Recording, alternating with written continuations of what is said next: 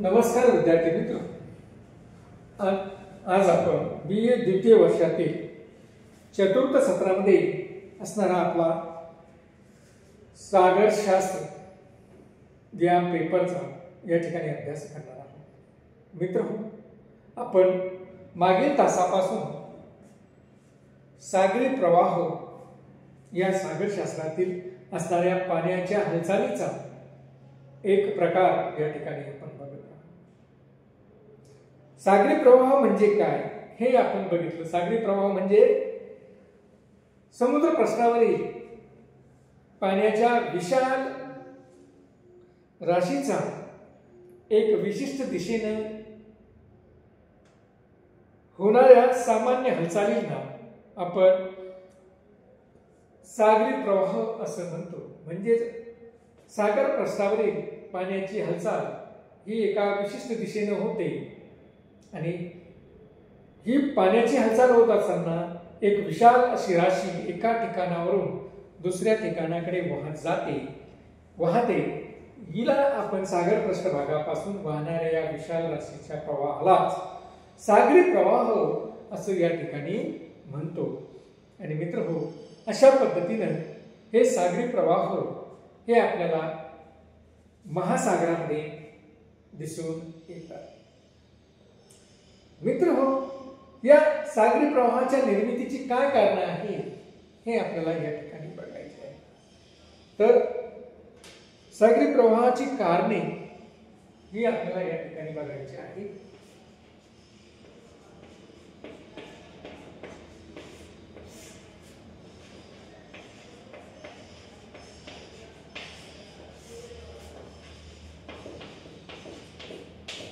तर सागरी प्रवाह निर्माण कशामुळे होतो?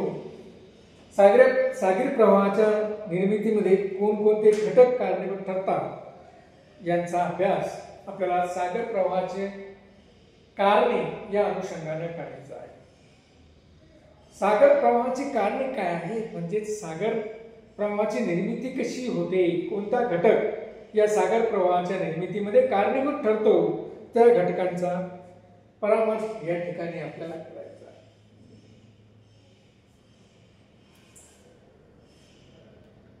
मित्र हो, आपल्याला माहित आहे की पृथ्वी ही दोन प्रकारे फिरते। एक म्हणजे पृथ्वी ही सूर्याभोवती फिरते, ज्याला आपण परिभ्रमण असं म्हणतो। म्हणजे ज्यावेळेस पृथ्वी सूर्याभोवती फिरते त्यावेळेस 365 दिवसांमध्ये एक फेरी पूर्ण करते आणि 365 दिवसांमध्ये एक फेरी पूर्ण करत असताना ज्याला आपण एक वर्ष असं म्हणतो, या एका वर्षामध्ये ज्यावेळेस ही फेरी पूर्ण करते त्यावेळेस आपल्याला आपल्या पृथ्वीच्या पृष्ठभागावर विविध प्रकारचे हवामान या काळामध्ये दिसून येते। आपल्याकडे उन्हाळा, हिवाळा आणि पावसाळा अशा प्रकारचे 3 ऋतू या एका वर्षभरामध्ये पृथ्वीच्या परिभ्रमणामुळे पृथ्वीच्या सूर्याभोवतीच्या फिरण्यामुळे आपल्याला या ठिकाणी अशा प्रकारचे 3 प्रकारचे ऋतू हे जाणवतात। मित्र हो, हे झालं पृथ्वीचं सूर्याभोवतीचं फिरणं, ज्याला आपण परिभ्रमण असं म्हणतो। दुसरं, पृथ्वी स्वतः भोवती फिरते आणि आपल्याला माहित आहे की पृथ्वी स्वतःभोवती फिरत असताना एका 24 तासाच्या कालावधीमध्ये ती एक फेरी स्वतःभोवती पूर्ण करते। स्वतःभोवती एक फेरी पूर्ण करण्यासाठी या पृथ्वीला 24 तासाचा कालावधी लागतो आणि त्यामध्ये मग आपल्याकडे दिवस आणि रात्र असा बदल या पृथ्वीच्या स्वतःभोवतीच्या फिरण्यामुळे या ठिकाणी झालेला दिसून येतो। मित्र, यामध्ये या सागरी प्रवाहावर देखील पृथ्वीचे परिवलन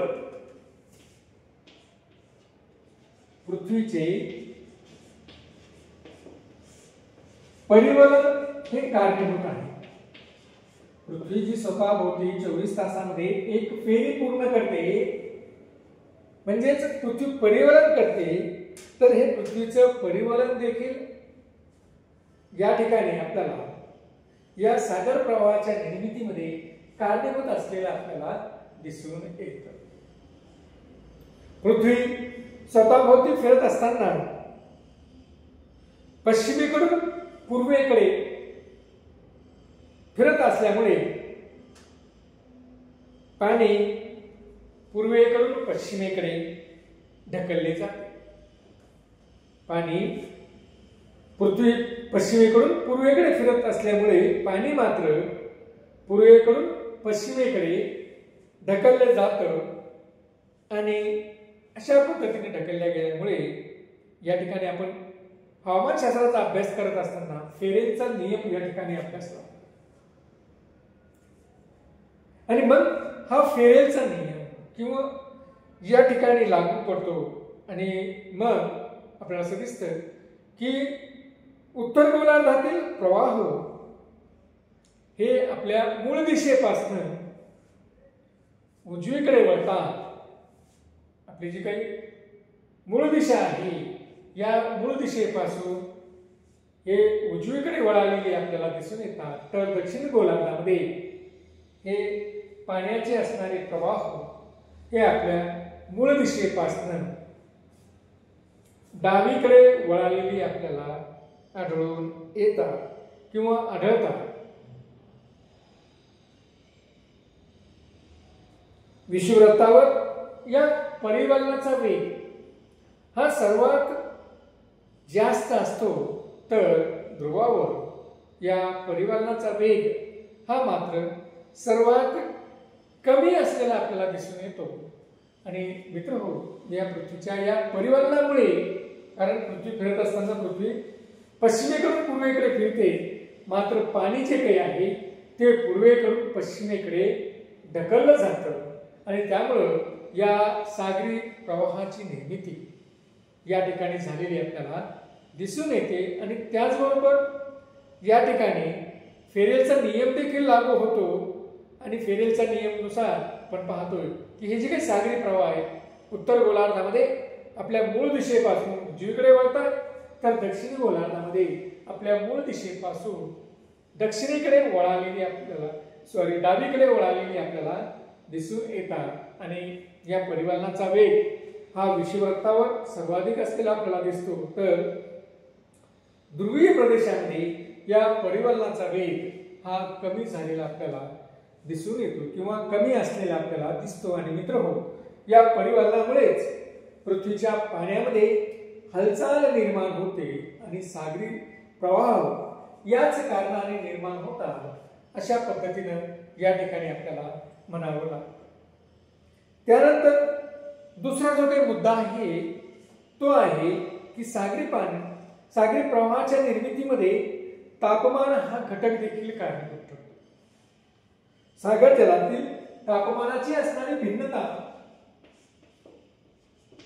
सागर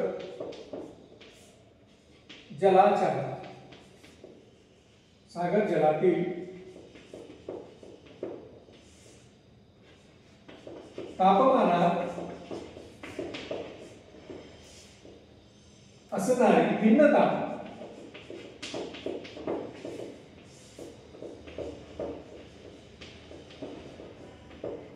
आपण शीत प्रवाह आणि उष्ण प्रवाहाच्या संदर्भामध्ये ज्यावेळेस बघत होतो दोन प्रकार या सागरी प्रवाहाचे, त्याच वेळेस बघितलं की सागर जलाच्या तापमानामध्ये जर भिन्नता असेल तर सागर जलामध्ये हालचाल निर्माण होते. आणि मित्रहो, तोच मुद्दा या ठिकाणी आहे की तापमानातील भिन्नता हे समुद्र प्रवाहाच्या निर्मितीचे एक महत्त्वाचे कारण आहे. तापमानातील भिन्नता हे एक समुद्र प्रवाहाच्या निर्मितीतील एक महत्त्वाचं कारण असलेलं आपल्याला दिसून येतं. आपण बघितलं की विषुववृत्तीय प्रदेशामध्ये वर्षभर सूर्याची सूर्यकिरणे लंबरूप स्वरूपामध्ये पडतात आणि सूर्याची सूर्यकिरणे वर्षभर लंबरूप स्वरूपामध्ये पडल्यामुळे समुद्राचे पाणी हे वर्षभर त्या ठिकाणी तापत असते. समुद्राचे पाणी हे वर्षभर अधिक प्रमाणात उष्णता ग्रहण करते आणि अधिक प्रमाणात उष्णता ग्रहण केल्यामुळे त्या समुद्राच्या पाण्याचं तापमान हे निश्चित अधिक प्रमाणामध्ये असतं. त्यामुळे हे जे काही पाणी आहे हे तापलेलं पाणी हे हलकं असतं. त्याचं आकारमान वाढतं मात्र घनता कमी होते आणि घनता कमी झाली की हे पाणी हलकं होतं आणि हलकं झालं की हे पाणी मग त्या ठिकाणी एका प्रदेशाकडून दुसऱ्या प्रदेशाकडे वाहू लागतं. मित्रांनो, या उलटची परिस्थिती ही ध्रुवीय प्रदेशाच्या अनुषंगाने आहे. ध्रुवीय प्रदेशामध्ये वर्षभर तापमान हे कमी असतं आणि वर्षभर तापमान कमी असल्यामुळे त्या ठिकाणी जे काही पाणी असतं महासागरातील ते निश्चित अतिशय थंड असलेलं आपल्याला दिसतं. पाणी थंड असल्यामुळे तापमान त्या ठिकाणी कमी असल्यामुळे पाणी थंड होतं. पाणी थंड झालं की त्याचा आकारमान हा कमी होतो आणि आकारमान कमी झाला की त्याची घनता वाढते म्हणजे पाणी हे जड होतं आणि जड झालेलं हे पाणी आणि हे समुद्राच्या खालच्या भागाकडे जाऊ लागते आणि समुद्राच्या खालच्या भागाकडे जात असताना हलकं झालेलं जे विषुववृत्तावरील पाणी आहे हे पाणी या जड झालेल्या पाण्याच्या भागाकडे वाहू लागतं आणि जड झालेलं पाणी हे समुद्राच्या पृष्ठभागाखालून म्हणजे समुद्र पाण्याच्या पृष्ठभागाखालून हे हलक्या झालेल्या पाण्याच्या भागाकडे वाहू लागतं आणि अशा पद्धतीने या ठिकाणी समुद्र प्रवाहाची निर्मिती झालेली आपल्याला दिसून येते. म्हणजे याचा अर्थ असा की विषुववृत्तीय प्रदेशातील असणारे उष्ण प्रवाह हे ध्रुवीय प्रदेशाकडे वाहू लागतात तर ध्रुवीय प्रदेशातील असणारे थंड प्रवाह हे विषुववृत्तीय प्रदेशाकडे वाहू लागतात आणि अशा पद्धतीने एका बाजूकडून दुसऱ्या बाजूकडे वाहण्याचं काम या ठिकाणी सुरू होतं. मित्रहो, ज्यावेळेस विषुववृत्तीय पाणी हे हलकं होतं त्यावेळेस हे विषुववृत्तीय पाणी ज्या ठिकाणी जड पाणी आहे जे पाणी खाली जाऊ लागलेलं आहे त्या पाण्याकडे वाहत जातं आणि त्या ठिकाणी त्या पाण्यावर एक प्रकारचा दबाव त्या ठिकाणी पडतो आणि तो पाण्यावर दबाव पडल्यामुळे ते पाणी त्या ठिकाणी ध्रुवीय प्रदेशातील ते पाणी मग दुसऱ्या प्रदेशाकडे म्हणजे विषुववृत्तीय प्रदेशाकडे वाहत येऊ लागतं आणि अशा पद्धतीने मित्रहो त्या ठिकाणी या प्रवाहाची निर्मिती झालेली आपल्याला दिसून येते. म्हणजे एक प्रवाह हा दुसऱ्या ठिकाणी वाहू लागतो तर त्याच्याऐवजी दुसरा प्रवाह हा त्या प्रदेशाकडे वाहताना आपल्याला दिसतो आणि यामुळेच आपण पाहतोय की ध्रुवीय प्रदेशाकडे जाणाऱ्या पाण्याचा प्रवाह हा उष्ण असतो तर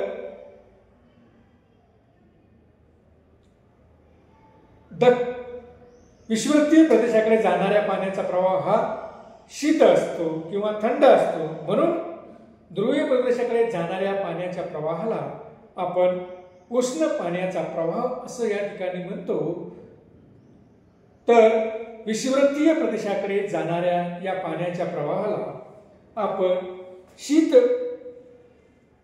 प्रवाह शीत सागरी प्रवाह असे या ठिकाणी म्हणतो. आणि मित्रहो, अशा पद्धतीने तापमानातील फरकामुळे समुद्रामध्ये महासागरामध्ये अशा पद्धतीने एक प्रवाह चक्र या ठिकाणी सुरू होतं आणि प्रवाह चक्र सुरू झाल्यामुळे होतं काय की प्रवाह चक्र सुरू झाल्यामुळे महासागरातील किंवा समुद्राचे पाणी, पाण्याचे तापमान व पातळी कायम ठेवण्यासाठी, समुद्राचे तापमान व पातळी कायम ठेवण्यासाठी या प्रवाह चक्राची मदत या ठिकाणी झालेली आपल्याला दिसून येते. म्हणजेच आपल्याला असं दिसतंय की समुद्रातील असणारं पाण्याची असणारी पातळी, महासागराची असणारी पातळी ही कायम ठेवण्यासाठी किंवा महासागराचं असणारं तापमान हे कायम ठेवण्यासाठी अशा पद्धतीनं या प्रवाह चक्राची, जे प्रवाह चक्र तापमानाच्या भिन्नतेमुळे निर्माण झालेलं आहे, हे तापमानाच्या भिन्नतेमुळे निर्माण झालेल्या या प्रवाह चक्रामुळे त्या ठिकाणी अशा पद्धतीनं ही पातळी व तापमान कायम ठेवण्यासाठी या ठिकाणी मदत झालेली आपल्याला दिसून येते. तर मित्रहो, अशा पद्धतीनं आपण जर बघितलं तर आपल्याला असं दिसेल की सागरी प्रवाहात निर्मितीची ही वेगवेगळी कारणं, ते पृथ्वीचं परिवलन असेल किंवा सागर जलातील तापमानात असणारी भिन्नता असेल, हे दोन प्रमुख कारण या सागर प्रवाहाच्या निर्मितीमध्ये कारणीभूत ठरलेले आपल्याला दिसून येतात. धन्यवाद.